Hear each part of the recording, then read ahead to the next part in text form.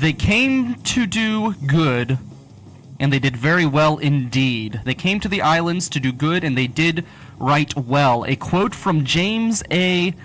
Michener, who's a writer who had visited the Hawaiian Islands, and he was speaking about the missionaries who came to the islands to do good and made off with a ton of cash, exploiting the people, exploiting the land. They came to do good and did very well indeed. And the same could be said for Mayor Bill Peduto, who came to the city to do good, and he's doing very well indeed. As promised, we are going to talk about the People's Water situation today, the People's Water private-public partnership that People's is pushing for with the PWSA as they want to move into the water business and in some ways privatize the water that we drink here in Pittsburgh. And an interesting factoid about the People's PWSA connection. Do you remember a man named Kevin Allan? Well, Kevin was Bill Peduto's chief of staff. Guess where Kevin left to go? Oh, he left the chief of staff position with the city to work as the top attorney for People's Natural Gas, the parent company of People's Water.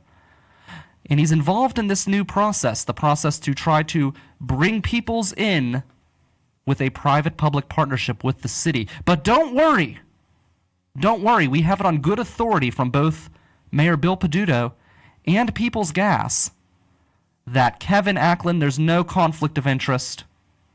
There's no weird connections. He just happens to be the right guy for the job. It's interesting. It was not very long ago that he stepped down from the chief of staff position because he wanted to make a lot more money in the private sector. But he still has those public sector ties. And I feel like his time in the city is going to allow him to do very well indeed. I am Brian Crawford. This is the River's Edge Radio Network at riversedgepgh.com. We are going to get back into the People's Water discussion later in the show. We're also going to be talking about the streetcar dilemma, the streetcars that used to be everywhere, and why the streetcar situation can be traced to today with the People's Water initiative here in Pittsburgh. What is the connection, you ask? Well, stay tuned. You will find out. This is the River's Edge Radio Network. This is River Talk at riversedgepgh.com. We want to hear your thoughts on the show at 412-407-2PGH. That's 412-407-2744. You can hit us up in the live feed as well, and that's a texting number. We'll take texts today. And you can also hit me up on Twitter at RiverTalkPGH. As I said, I am Brian Crawford, and who knows if I will be here next week, at least on Facebook Live. Facebook is down in the dumps with a $119 billion stock hit that just landed on the company. The company has been struggling ever since the 2016 election situation with all of the doubts with the Russian meddling. And also Europe has really been clamping down on social media, and they've come out with new regulations in the UK to govern Facebook. This is according to the Tribune Review. They say the UK government should increase, this is they're increasing oversight on social media, such as Facebook, and election campaigns to protect democracy in the digital age. That's what a parliamentary committee has recommended in a report on fake news, data misuse, and interference on Russia. And there have been calls for a lot of regulation of Facebook here in the States as well. Recently, Facebook had banned Alex Jones. Alex Jones, the crazy conservative conspiracy theorist, from using the platform for a short time.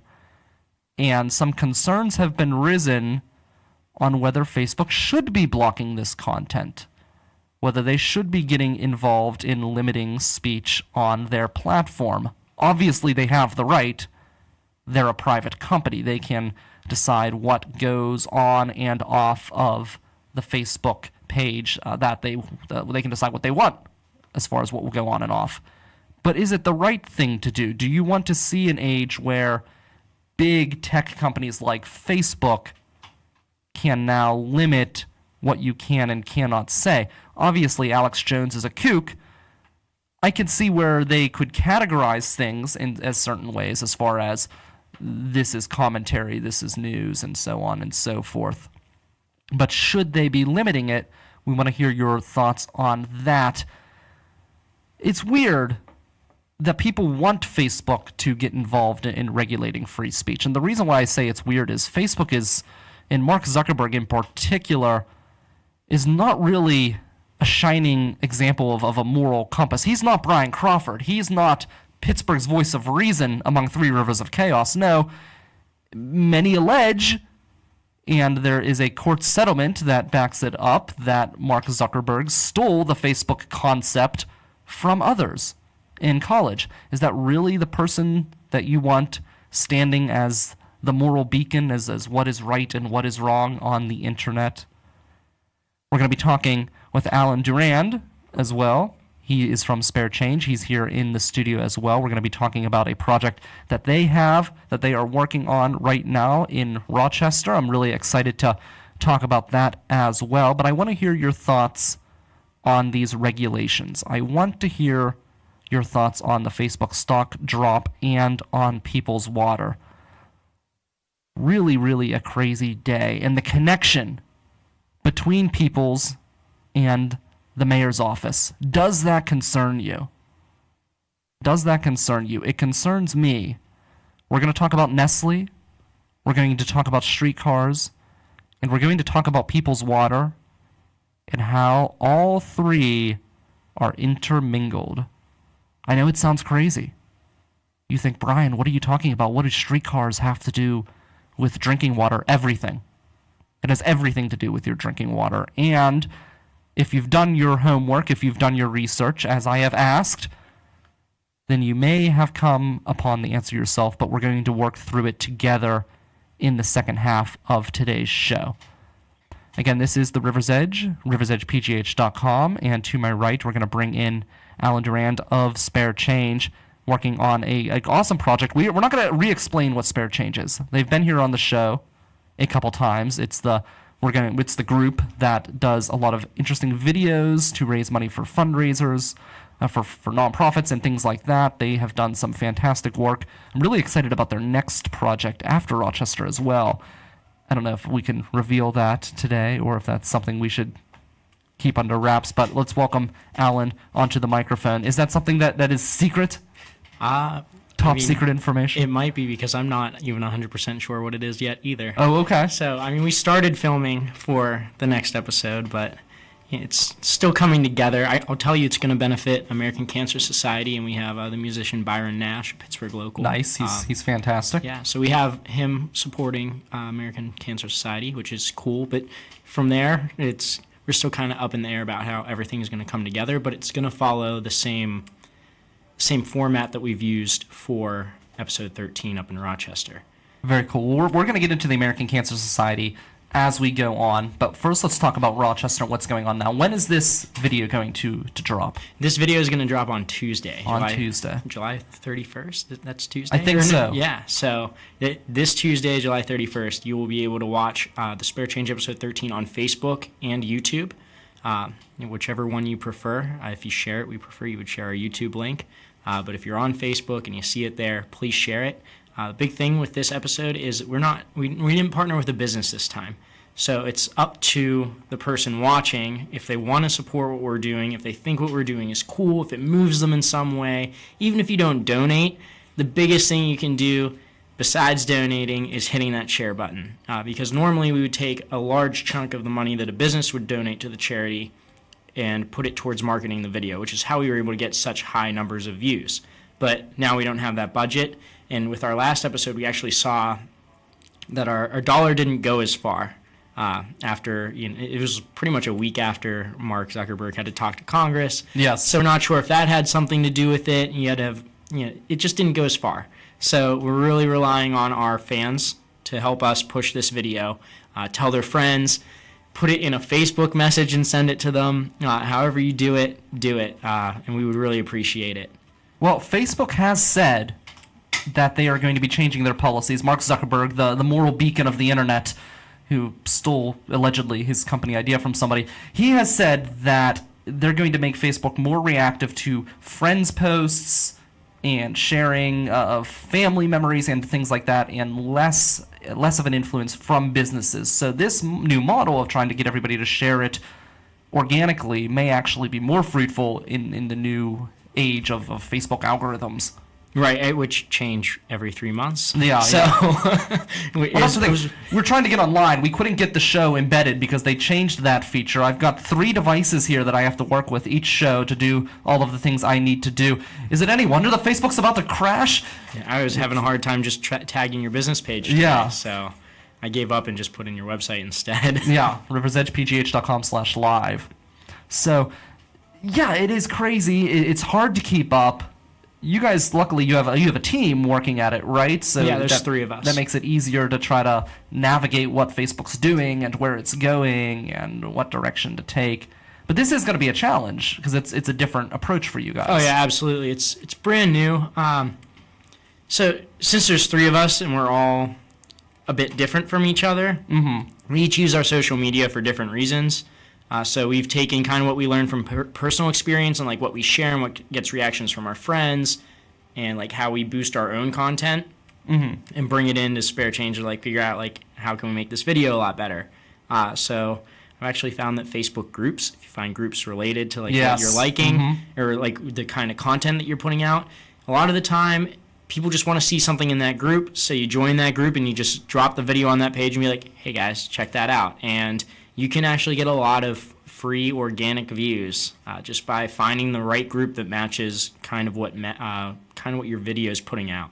Well, that's why we start the show 10 minutes early on the live feed. We play some of the great music on the River's Edge, is because that gives me time to then share the video to all of these different groups, especially when it's a local musician coming in, because I can just hit every single local music group in Pittsburgh and try to share it. And another thing that I do is I'll get people to like the video, and that helps as well. When people like it, it pops up in other people's timelines more frequently and things like that. So it is a challenge. It's super challenging to try to keep up, and it's really it drives me nuts just trying to keep up with everything. And we were one of the first ones to really use Facebook Live as far as like the media in Pittsburgh, the local, like the online media. We were the first ones to move to the Facebook Live as far as a consistent platform.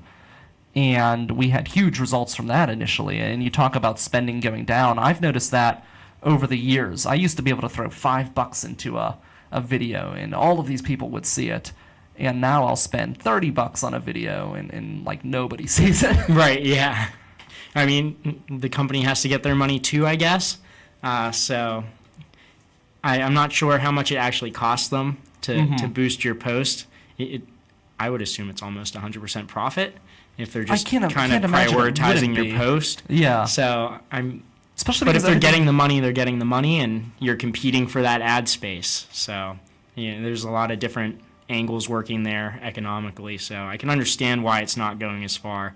It just kind of stinks because we don't have the big bucks to put down on it to make it go as far. Well, that's one of the things that makes me really nervous about Facebook's troubles, because people thought that Facebook would be around forever, but everyone thought every Switch thing is going to be around forever. Everyone thought MySpace would be around forever. Everyone thought all of these different companies would be around forever, and things change. But Facebook has made it really easy for small businesses to market themselves in a way that they can afford.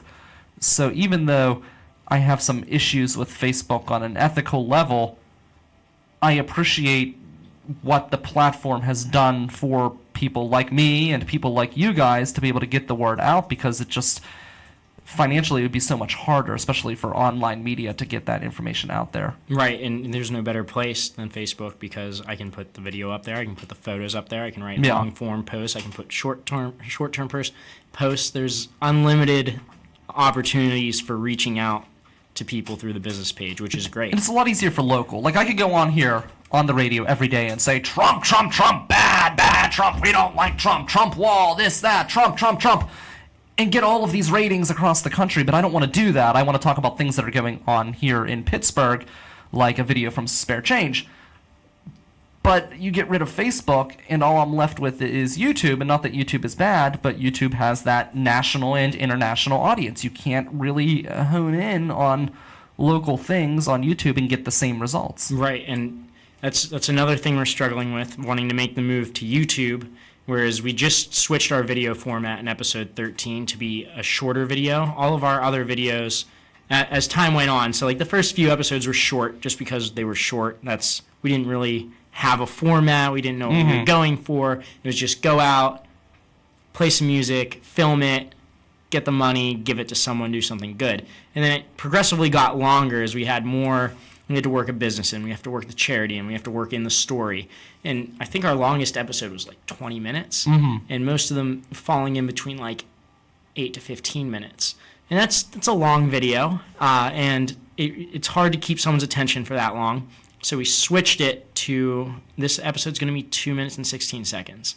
And wow. In that 2 minutes and 16 seconds, you get to see Rochester. You get to see the band that we partnered with, Giant Panda Gorilla Dub Squad. And you get say that again? Giant Panda Gorilla Dub Squad. One more time. Giant Panda Gorilla Dub Squad. That's amazing. Yeah. Trust me, I've tripped on that name many times. I practiced it a few times before I came in today. Normally it comes out like Giant Panda Gorilla Dub Squad or something. I really struggle with it a lot of the time. And then the charity they chose, because they have a connection with it, Wall Therapy. That's Wall /therapy. Yeah, Wall correct? /therapy. Which is, I've learned, is the one above the enter sign. Yeah, I had to write it a few times in the caption today, and I could not find it. What did they do? What they do is they bring artists in, from international artists, domestic artists, for lack of a better term. And they bring them into Rochester, and they paint murals throughout the city to help beautify the space. And then each mural has some sort of theme to go along with it.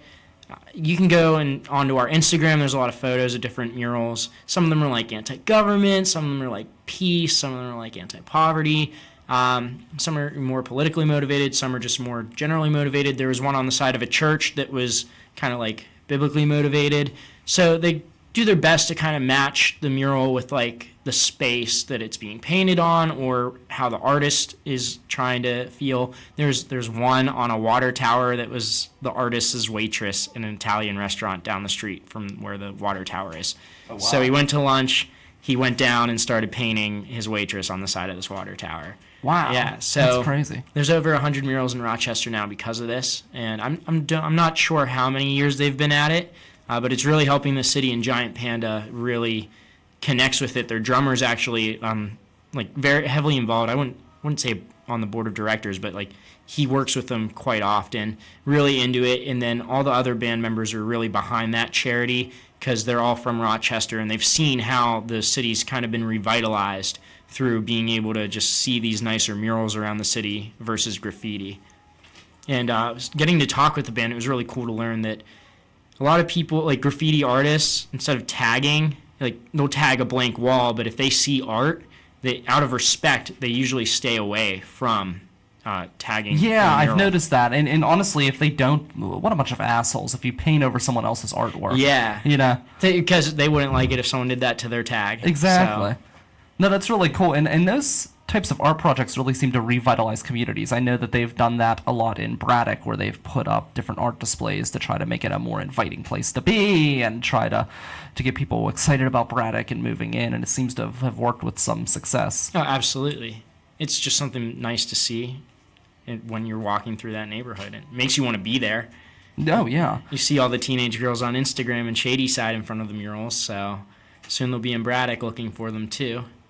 Now, was it harder to come up with a 2-minute video versus a longer video for you guys? Because I can see there being some challenges in making a shorter video because you have to get everything in such a short amount of time. You don't have the time to elaborate and really hit everything. So there's two answers to that question. From my side of things in operations, it was very easy for me. Okay. The scheduling, figuring out what shots we needed, and getting everyone to go do that was a lot easier for me on a short video than it would be for a 15-minute long video, especially with the captions, as I was telling you about earlier. I've spent maybe 30 minutes on captions for this video when most videos I spend 2 to 3 hours on the captions. Oh, wow. Yeah.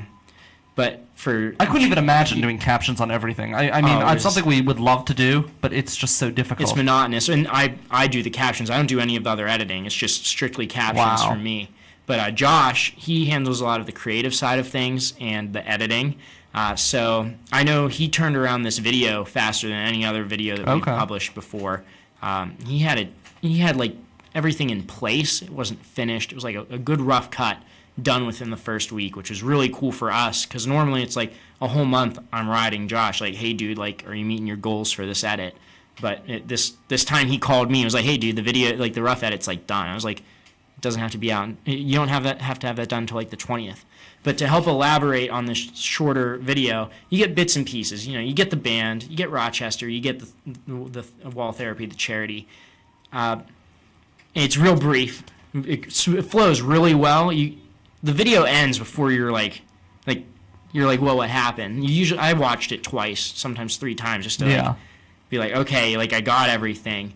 But we're also going to release other videos to help support it. So there's going to be a 1-minute video specifically about the band and how they're connected to wall therapy. And then there's going to be a 1-minute video specifically about wall therapy to help, explain what their mission is, and to explain, like, when you donate, what is that going to? What's the average cost of a mural? It's $5,000 to $10,000. Wow. Yeah. You I mean, it makes sense, but yeah, you don't think about that when you see them on the wall. Yeah, you just see the picture and you're like, wow, that's pretty, but the hours of work, bringing that artist in from another country and housing him, and, sometimes they try to get a little bit of extra money just to give them, like, a small payment. Sure. But, they get them all their paint, and $40 only gets you about 5 cans of spray paint. Yeah. So you'll be able to learn all those facts in an alternative video that's a minute long.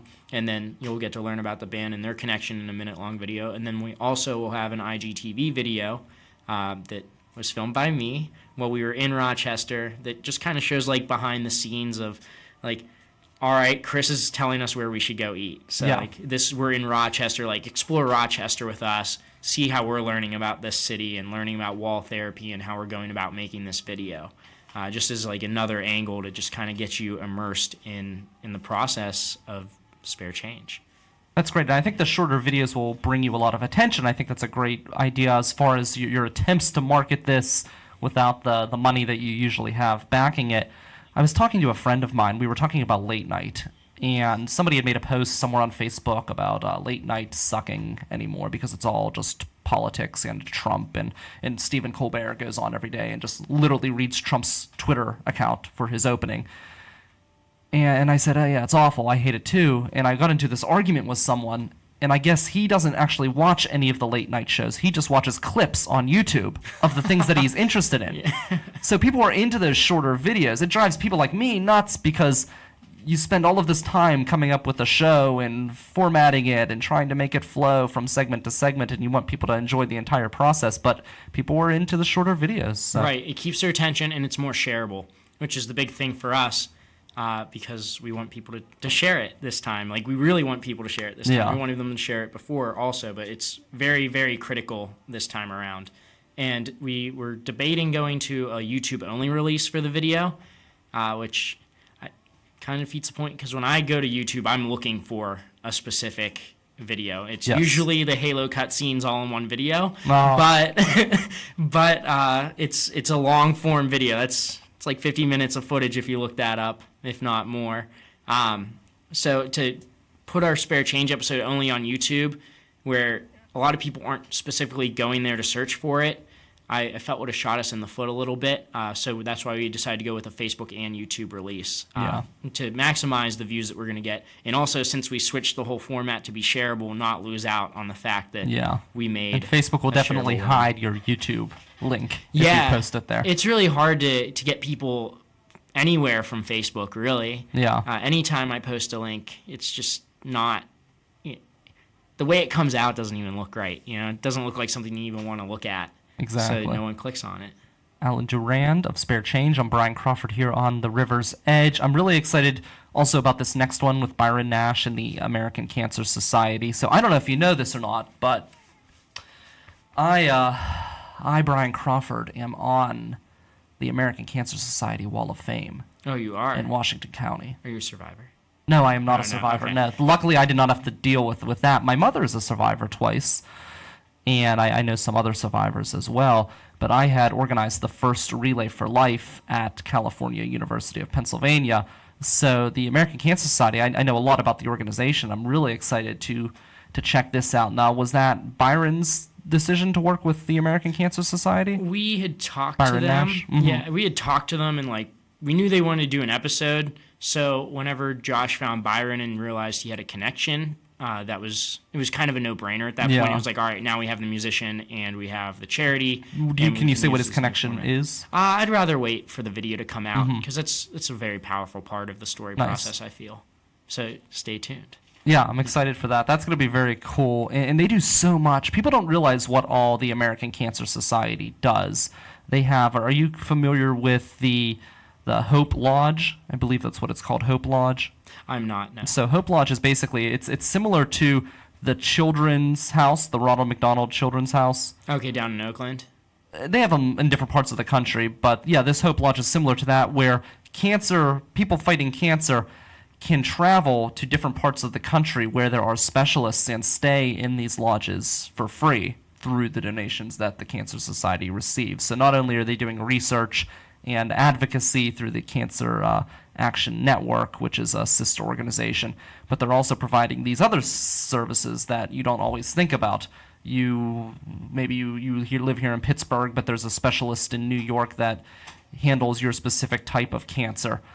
If there's a lodge in that area, and I know that there is one in Philadelphia, you could then apply to stay at that place rent-free, so that way you don't have to worry about the costs or the hassle of trying to get a hotel and figuring out what you're going to do and how you're going to afford that while you're trying to afford your payments Right. for medical services and things like that. So there's so many different things that they do. I think it's going to be a really, really, really cool video. Yeah, it's a huge resource for cancer patients. And I haven't really done any of my research on the American Cancer Society yet, but as the episodes come in, I really do get to learn a lot about the charity through the editing process and writing up different things. So I'm always shocked at how much a charity that we partner with actually has to offer the beneficiaries, just because, was that the right word? Whatever. The people who benefit from them benefit a lot more than you would think, just hearing the charity's name, or when you make a donation and they kind of tell you what that money is going to go towards. It's always so much more than that. And I've really been able to learn that throughout the 10 episodes of Spare Change that we've partnered with the charity. So it's just always eye-opening. Very cool. Well, I'm excited to check it out. It's going to be this Tuesday, and people can find it. What is the YouTube link? The YouTube link, it's like youtube.com/XT, bunch of numbers. But the easiest place to go to find it would just be our Facebook page, Spare Change TV, or facebook.com/SpareChange TV will take you right there. And that will be the easiest way to find it. It's where you can do Spare Change episode 13 on YouTube in the search. That should bring it up.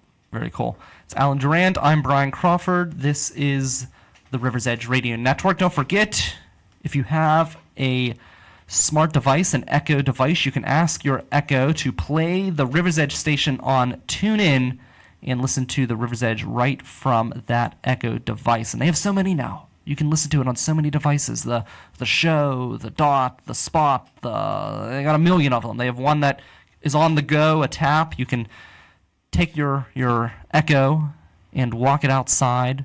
So many different options, but you can listen to the River's Edge that way, as well as TuneIn Radio with radio stations from all over the country. We're going to roll into the weird news. Allan may be chiming in if he cares to throughout the weird news segment, but we have your weird news right here on River Talk on the River's Edge.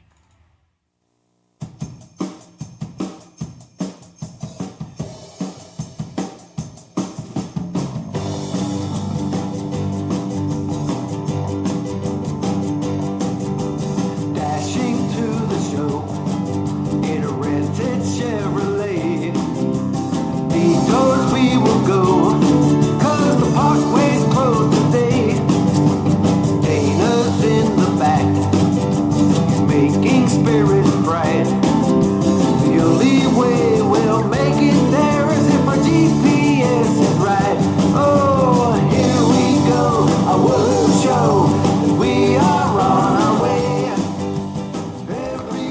You might think I'm crazy, but it's actually Christmas in July, at least in one part of the world, in Denmark, where 150 Santas have gathered. 150 Santas in Copenhagen. They call it the Santa Claus Congress. Many of the delegates from countries as far away as Japan and the United States took a paddle in the sea to the amusement of local bathers in this country. It says it's a 3-day event where we will see Santas visit the Little Mermaid statue during a parade and go head-to-head in the Santa Obstacle Course World Championships. This is according to the Huffington Post. There's a quote here that says, "Normally us Santas work alone." And that's Ian Tom, 67, of Scotland, who was attending the Congress for his 6th year. This is like a big family, but a family you get on with. This sounds really, really crazy. Here's another quote. It says, "It's interesting how when meeting others, their culture starts to rub off on you and yours on them. For example, a lot of Santa suits now are not the traditional gray Danish one," which sounds really weird here in the United States because Santa wears red and white in the United States. Apparently they are going more with the American theme over in that part of the world. So interesting. There's a little interesting cool video you should check out if you go to the Huffington Post site that shows Santas, all of these Santas, over 100 of them marching down the street. Now, Allan, are you a Santa fan? You are? Yeah. You're a Santa fan? I am a Santa fan. He's always been good to me. So would you travel to see 100 Santas? You know, last time I was in Copenhagen, Denmark, I had a very good time, and there were no Santas, so I can only imagine how much better it would be with over 100 of them. It would probably make the mermaid statue a bit more, like, fun to see. Yeah, it's interesting. I would love to see this Santa thing. I think that's really pretty incredible. I remember when I was younger and I stumbled upon all of these gifts in this part of my grandmother's basement, and I was convinced and I told myself, and I believed it, that my family, they're so generous because he has so many kids that he needs to hit up throughout the year, that they allowed him to store some of those gifts in that basement. I mean, what swell people, right? No, I don't feel like every family would let Santa Claus do that. I don't think everybody would, necessarily let him stash all of those gifts. Yeah, so good thing you didn't open any, so you didn't know if they switched out any of the gifts with Santa. Exactly. Yeah, I had no clue. So, one story comes from the Mirror. It has to deal with an interesting remodeling situation. It's a remodeling with the twist. They have the painting with the twist. This is kind of like remodeling with the twist. You wouldn't expect this. The man found a well under his living room. He found it 30 years ago, and then he kept it under wraps. He hid it from his family because he was afraid that one of the kids would fall through the well, so he ended up digging it back up. And in this well, digs way down into the ground, and it's right under the house. I just think it's crazy. So they just have well water right there? Underneath the house, yeah. They could literally screw people's water. They could just put a big straw right down through the floor. Are they in California, though? No, they are over in the UK. So it's crazy, though. It goes down way deep, but it was in a complete accident. He was just doing some remodeling, found this well, and it just keeps going down. Around here, you'll find mineage underneath the houses. There was this old map that we looked at when I was a kid that showed the mines under the house. And literally the entire hillside I lived on was just one giant mine. If one little thing went wrong, a house could just dip right through, yeah. Have you ever made it out to Centralia? I want to go there so bad. Centralia, it's the area where a mine had caught on fire in central PA, and it is still burning to this day. I want to go there. I feel like that would be cool. Have you been there? Yes, I went 2 years ago with my buddy. We did a day trip. It was cool to see the graffiti highway. Like the pictures, it was not smoking. It wasn't smoking. No, that's disappointing. Yeah, we were a little underwhelmed, but the graffiti was cool. There's some University of Pittsburgh themed graffiti, which was nice after a 6-hour really? car ride. We went into the woods and we tried to make machine gun bacon. It didn't work out so well. The bacon was raw, and we shot like 180 rounds. But nearby there was a coal town that had mines that were still... An abandoned one? Yeah, they were abandoned but turned into museums. Oh, wow. So we went down there and we took a train ride into a mine and over the mountainside to see like one of the new mines that they had opened up. So lots of Pennsylvania coal if that interests you. Are you still not allowed to technically go into Centralia? Well, when we were there, it was not really an issue, but I have read in recent months that the state police are cracking down and giving citations to anyone who goes onto that closed stretch of highway. Really? So it's illegal to go there? I thought they just put signs up for your own caution. Well, it is technically illegal. It was just not really enforced. Now, when I got there, I assumed that you just couldn't pass through the town. They actually like redid the road in some sort of like turf, and it goes around like a really weird like bend around where they closed that section of highway that had opened up, which is the graffiti highway. And then they just like moved so much dirt in front of it that no car could get over, but you can easily walk over the mounds. And that's where the closed down highway is. And that's the part that you're not allowed on.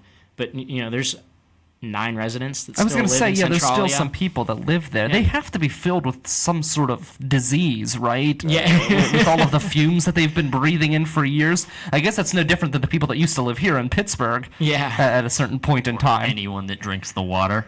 Yeah. Maybe we do need people's water. But I feel like the people who are still living there are enjoying the freedom that they have. They were riding around on ATVs while we were there, so... It's interesting. I guess they take vehicles out to the grocery store, or how do they? Yeah, they just rebuilt the highway just out of the way of the burning section. Oh, wow. The section that was at risk of opening up, they just built around it. Interesting. And it's a different material. I was like shocked when I saw it. It's crazy I could drive through here. That they're allowed to stay there, but people aren't allowed to go visit. Yeah, How do they do family reunions and things like that? Well, they don't live on the part of the highway it's closed down. Okay. So Centralia as a whole is open, except for that half-mile stretch of highway that's blocked off. But don't they still have signs that tell you that you shouldn't go there? Yeah, they still have the signs and whatnot. You just ignore them and walk past. Now, are you familiar with Kecksburg? I'm not, no. Okay, so this weekend, it should be wrapping up today.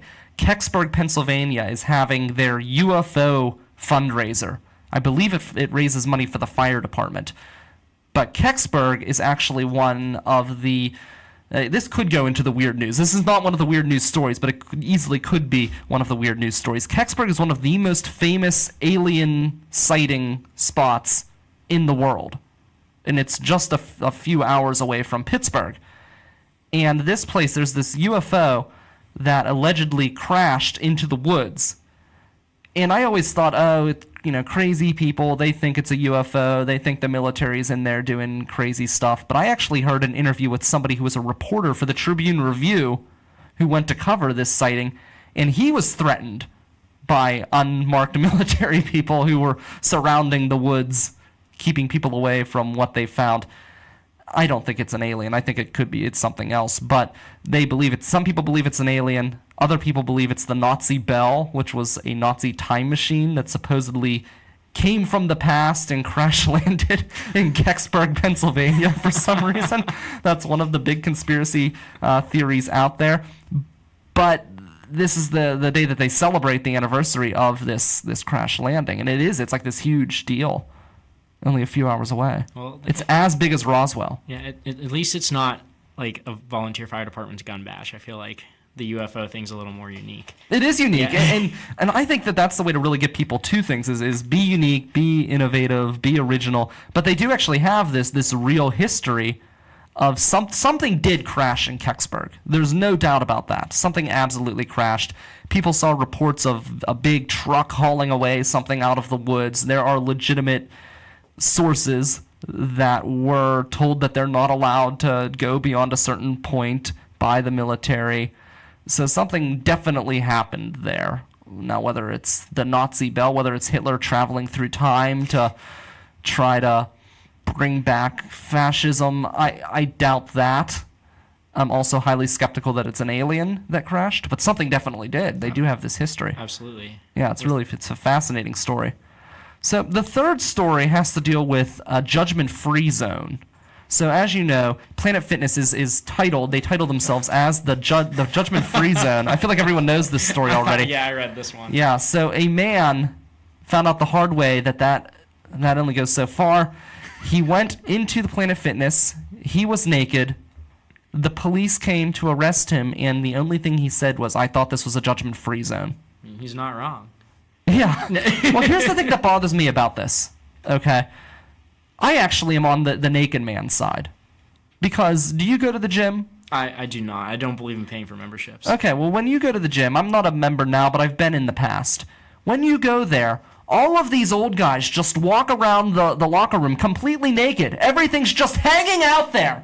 It's so awkward and uncomfortable. Nobody wants to see it. They're just walking around, pants not even on, not even like pants dropped. They're not even in the middle of changing. They just walk around naked. The entire time you're in there. That's all you see is old men, like, flabby skin.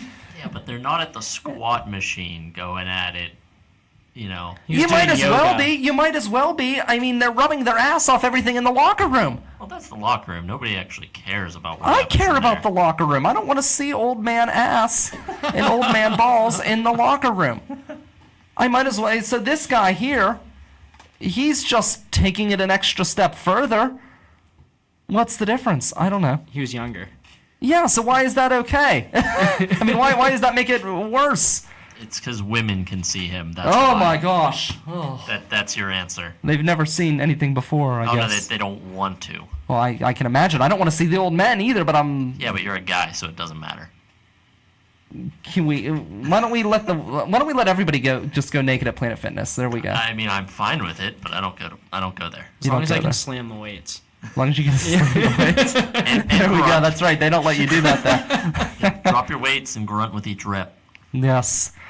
Well, speaking of a judgment-free zone, this is not a judgment-free zone. I am Brian Crawford. I am the judger. And we're going to be talking about streetcars. We're going to be talking about water. We're going to be talking about Mayor Bill Peduto, who's doing very well in the mayor's office with his buddy Kevin Allan, fishing him a cash cow out of people's water.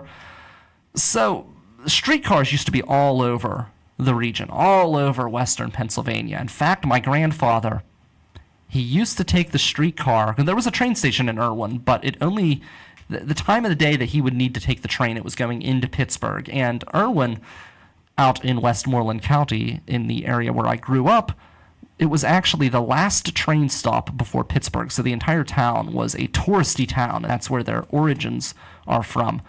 But there were streetcars going everywhere. You can get to every part of North Huntingdon, Irwin, out to Greensburg, Jeanette, all of those places through streetcars. And they had tracks that were laid into the road, and they were all private companies. All of these streetcars were privately run. You had competing streetcar companies often in busier areas where it's a funny story. Somebody would go out to the sidewalk to hail a streetcar, and you would have 3 streetcars racing to try to get to the person to get their business in certain busier areas. But my grandfather would be able to get onto the streetcar and take that streetcar out to Greensburg to catch the train to get to Huntington, Pennsylvania, out near Centralia and all of those places out towards the middle of the state. And you could get around everywhere. It was great. And at some point in United States history, General Motors came along, and they wanted to monopolize travel. Ford already made the car cheap, and General Motors got into the cheap car game. So what did General Motors do? They purchased the streetcar companies and shut them down. It's a true story. Look it up.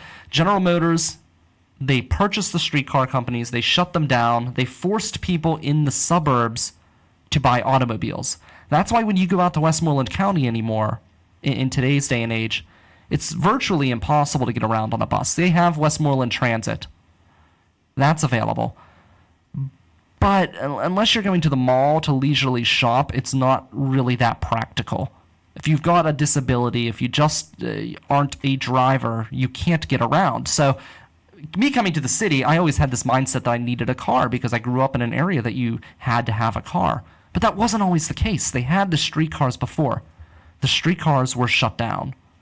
So now we have People's Water, and let's be honest, the PWSA, I've railed against their incompetence on this show and how they have allowed our water to become virtually undrinkable in certain areas. We have water that is worse than most of the civilized world here in Pittsburgh, worse than Flint, Michigan. The numbers back that up. So PWSA has some issues. They need some serious attention.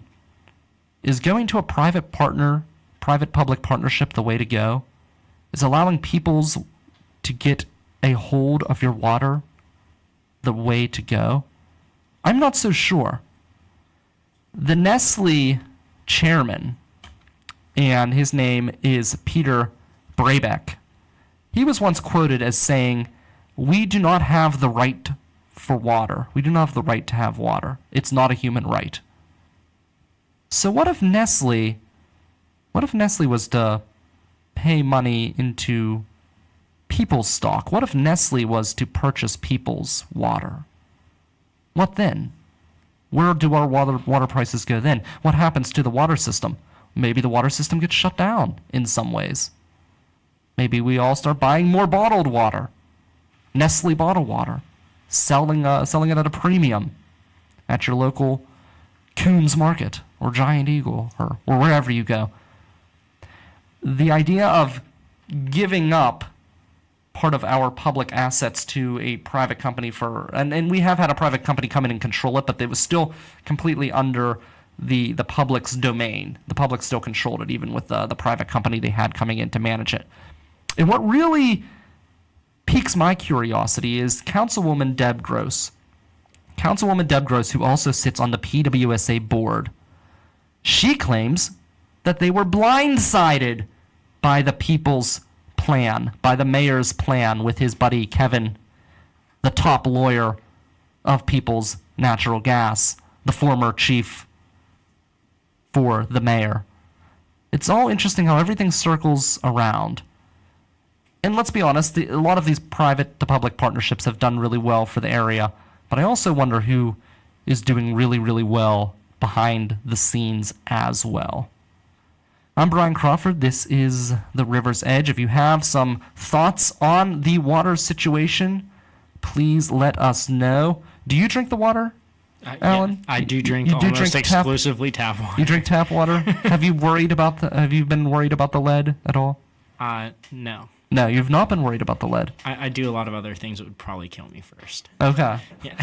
I don't think it's as big of a deal for you or I, but I think for the children, it's a big deal. And what's frightening, and we've talked about it on this show before, and so maybe it isn't a bad thing that Peoples takes over, because in an attempt to cover up the complete and absolute incompetence of the PWSA, the Allegheny Health Department had come out with a statement once that said that there's no evidence that lead has any negative effect on children. And cigarettes are fine for them too, right? Exactly. It's just crazy what they will do. Bill Peduto, he's tried to go on the cheap with the lead line replacements. Now he's trying to pair us up with Peoples. I do not trust. When he ran for office, he ran on this campaign that he is the clean water guy. I don't buy it. I don't know. I am very nervous about this partnership, and I feel like it can go into so many dangerous routes. So that's my thoughts. What are your thoughts? You can message us at River Talk PGH on the live feed as well, and then we also are available via text at 412-407-2PGH, 412-407-2, I forgot the number, 407-2PGH. You can text us right there, and we have the link for Spare Change as well, so you can check that out at your leisure and get the video when it drops on Tuesday. Another quick point of news that I thought was kind of interesting, the Port Authority is spending $10.5 million in a contract to a Los Angeles-based AECOM and they're basically trying to get the rapid bus transit moving. They're spending $195.5 million on the project total to connect downtown to Oakland. And that's another thing that's bothered me too. They're spending this money on the rapid bus transit, but there are already rail lines laid in place. They could easily run the T in through Oakland.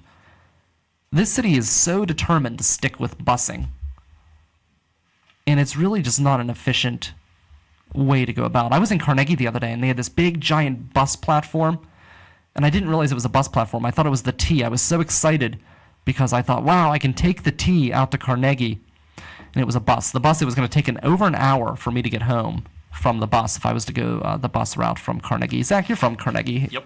You would enjoy a T out that way. I want the T to service everywhere. I do too. That bus platform is basically just the one in Carnegie. It's just between downtown and like the airport. That's really the main line there. Yeah, it's frustrating. I've always felt that the T should run all the way up to Wexford. It should go to the airport. Down out to the airport. It does go through the South Hills and then out to McKeesport, and the buses should just bring you to the T. Yep. Can you imagine if there were no buses downtown Pittsburgh at all? Can you imagine? That would be very nice. It'd be wonderful, right? Or at least No a buses lot less downtown. of them. And even today, I don't think that you need to have buses downtown, even in today's broken system, because the T does reach all points downtown. You could easily have the buses have a stop where you can access the T. And I would love to see a situation like that, where you have to access the T to get downtown. Absolutely. I do like the busways, though. The private highways for the bus. I do too, yeah. Which, I mean, you could easily replace to be a T if you so wanted, but I took that for 4 years down to college in the city, and 10 minutes to walk there and 10 minutes on the bus into the city, way better than riding down on 5th, especially in rush hour. It could take you up to 45 minutes, but the busways are really nice. But the buses on like 5th Avenue and Forbes, they get old real quick. Oh, I'm sure. I just feel that the T should go everywhere. So the busway is not a horrible thing, but I feel like we would be spending a lot less in maintenance if we ran a T to all areas, and it would be, I feel like, much more efficient. You can run it longer hours, and you could use that same infrastructure that's already been built for the buses and just throw rail on it. Because that's the thing, the T is only, and that was one of the biggest problems I feel with the T, the decision to invest in a tunnel to the North Shore. I thought that was a mistake, not because it shouldn't go to the North Shore, but it costs so much money that everyone is now terrified to expand the T. They could have easily run that across one of the 3 bridges that they close every other weekend that they don't really need, and probably saved a few $1 million in the process. And then I don't think everyone would be so outraged at the idea of expanding the T. But I think the infrastructure's there. Just throw down some lines. All throughout the South Hills, the T does not go underground at all. As soon as it gets to Station Square, it's above ground the whole way out. So it's not like we're not used to it. And we have rail everywhere, old rail systems that we can convert to T stations. But yeah, I would love to see if we could have more of that infrastructure, not only in the city, but out into the suburbs and everything else. So it's interesting. I just am watching this with great curiosity. I'm glad that it's happening. We need a better system to get from Oakland to downtown. But really, that's just such a small problem. And to me, it's I shouldn't say it's a small problem. It's a Band-Aid to a much bigger problem in our public transit here in the city. And unless we're willing to commit to a ton of money in infrastructure, I just don't see how we're going to nickel and dime our way to a real infrastructure system. Glad to see that the governor's putting all of that money into building the roads. We talked about that a little bit. Maybe we can get him to squeeze some more money out of the state coffers and invest that money into mass transit. Maybe we should just legalize weed and use all of that money to invest in transit. There's probably going to be some left over after we're finished funding the school. Yeah. I'm all about the infrastructure. The schools, we can fire all the presidents of the universities and just have one chancellor, and then we'll save a ton of money right there. Oh, I was talking about like public schools, but like yeah. kids' schools? Yeah. I actually think we need to spend more money in the higher education. We spend a ton of money in lower education. The problem is is you have schools like Norwin, where I went, where I did not have an English book for 2 years because they couldn't afford it, but we had the second best sports complex in Pennsylvania. Well, yeah, we allocate the money better. Yes. But the point is, after we're done funding them with all that delicious, delicious weed tax money, then we can throw all that into infrastructure. Yeah, Save the world. We need a huge investment in infrastructure, especially in this city. It is atrocious. So we'll see. This is a start. I'm glad to see something's coming about.